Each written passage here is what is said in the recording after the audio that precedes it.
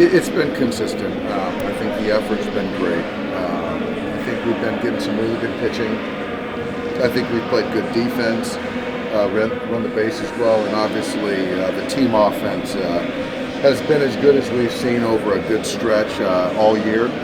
And we're looking forward to getting home. We got a game tomorrow night, but we want to finish off this road trip really well. Going into this series, we talked about how this is a potential World Series matchup. The Rangers are fantastic. When you think about just how the Dodgers are able to attack them and find so much success so far in this series, has that been a really good marker of some of these teams out here? Yeah, you know what? I think the thing is that it's a talented ball club over there, obviously. I think for us, catching a lead, getting to the starter early, like we have in the first two games, has been really key. We've seen all their arms and stayed away from their two leverage guys, which obviously, if you're trying to win a series, to stay away from those guys is really important. So hopefully we can keep Chapman and Smith out of the game again today, and if we can get to Perez, it should be a good day. If we would have told you your record at this point in time in the season, would you have believed it would have been your offense that has really carried you guys at times when the pitching is struggling? You know, honestly, I've liked our offense. I think that, the thing early on, I think we didn't fare as well against left-handed pitching. But the way we match up versus right, I've liked it. I think having guys in the middle of the order, in particular Peralta and Hayward, doing what they're doing, has certainly added length. But I like the way that our roster is put together, and we can mix and match the way we need to. And obviously having CT back has been helpful too. Having Mookie at second against the lefty, is that just kind of an indicator of your trust in James right now, just to let him start against the lefty? James hangs in there versus the lefty. I like his at-bat quality. I like him in the outfield. And Perez is sort of neutral. So I think that for me, the other day with Heaney, it's a tougher left-handed look. Velocity at the top, the big sweeper. But I think today is more of a neutral guy. So to get him in there, get Johnny another look, I think made sense for me. How do you explain James having better numbers against lefties than righties? I think with the lefty, I don't think he tries to do too much. I think that sometimes with a left-handed hitter or the off hitter, you start to get a little bit bigger with your swing. And versus the lefty, he's a lot more short, compact, stays to the middle of the field, and with that, some good results. How much has he kind of learned to have different kind of clubs in his bag this year? It's something he's bought into, and certainly no better teacher or to watch it day to day than Freddie Freeman. And the idea of having different clubs, use the whole field, allows for different pitches and different pitchers. And so to see him go line to line with different clubs, I think it's important that he's bought into that, and he's going to make him a much better big league hitter. He's always been kind of a big swing and miss guy. For him to sort of get that contact rate up a little bit more, just how much of a game changer is that for him? It's a game changer. There's certain things that, there's a development piece to people talk about exit velocity, launch angle, but for me, that doesn't help you win Major League Baseball games. And so James was a work in progress, a green baseball player to sort of become a baseball player. And so he's really had to learn at the major league level the value of being a really good hitter and what that means.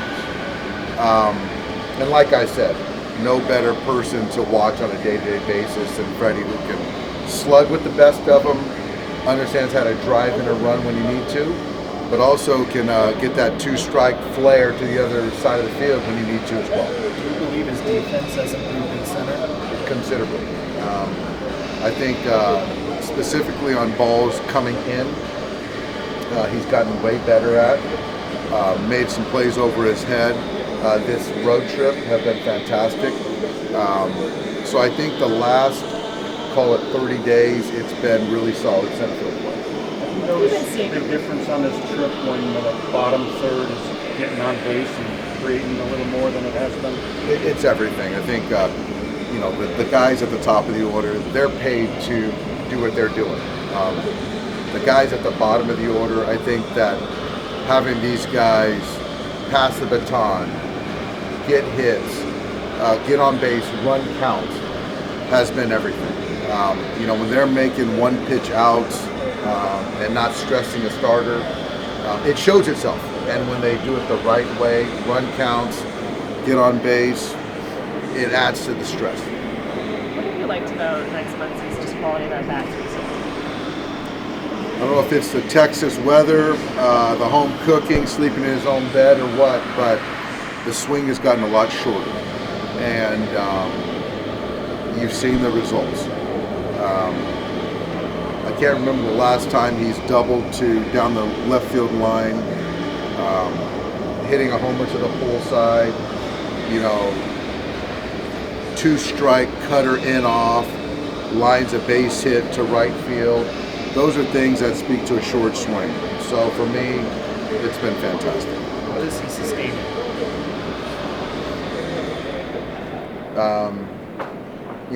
For me, that's a fair question. And that's been the challenge for Max.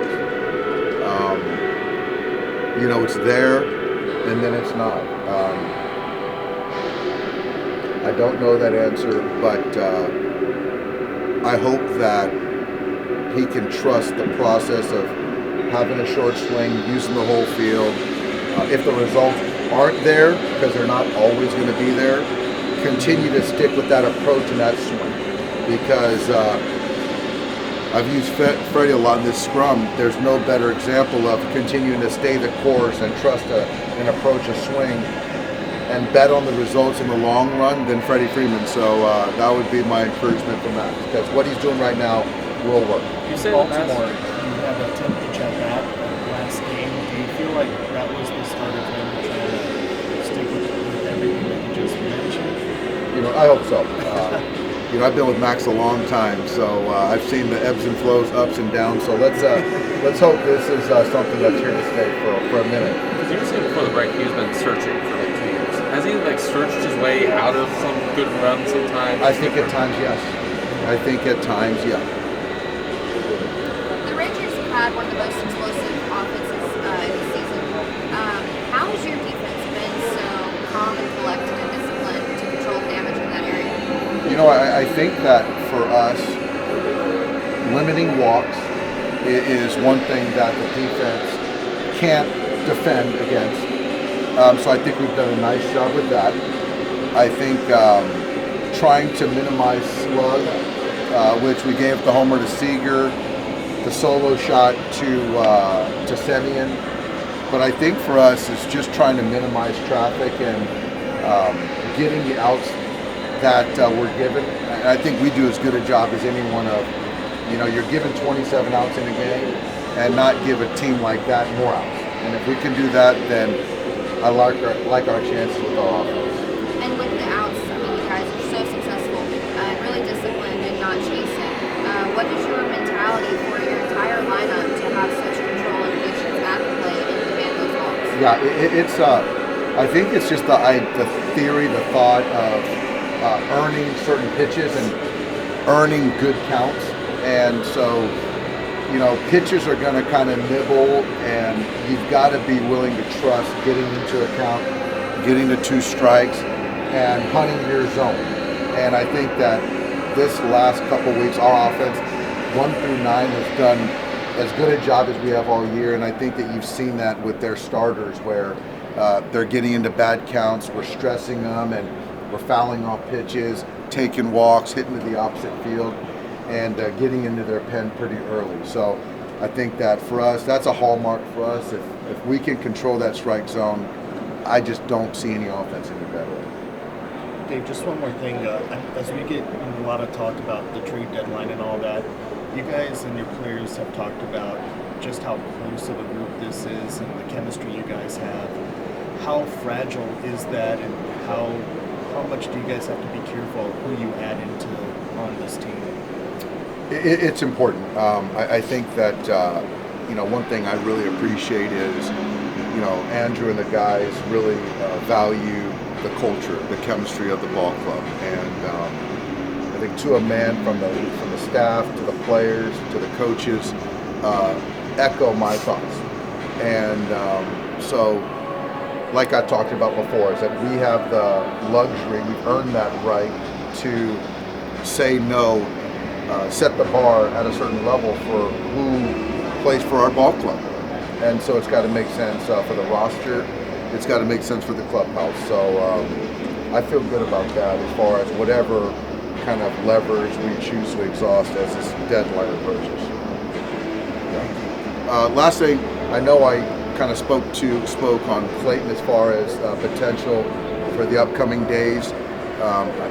Right now, I was talking to Thomas, and we're going to kind of push back the pen, and nothing unforeseen came up, but just kind of the timing of the schedule and all that potential where we lock them in.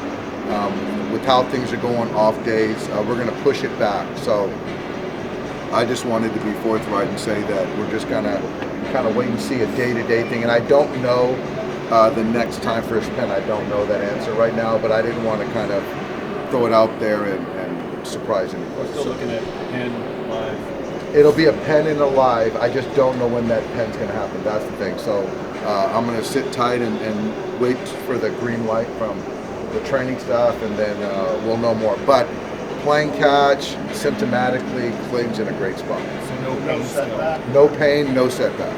No. So it's more of for time of return. Time of based on- return and how we do this, and that's kind of the calculus too. The decision on when to activate it is still going to come out. That's right. Yeah. And I think for us, I think it's smart to just not put a hard date. I just don't think that's fair to Clayton or the training staff, to be quite honest. Yeah.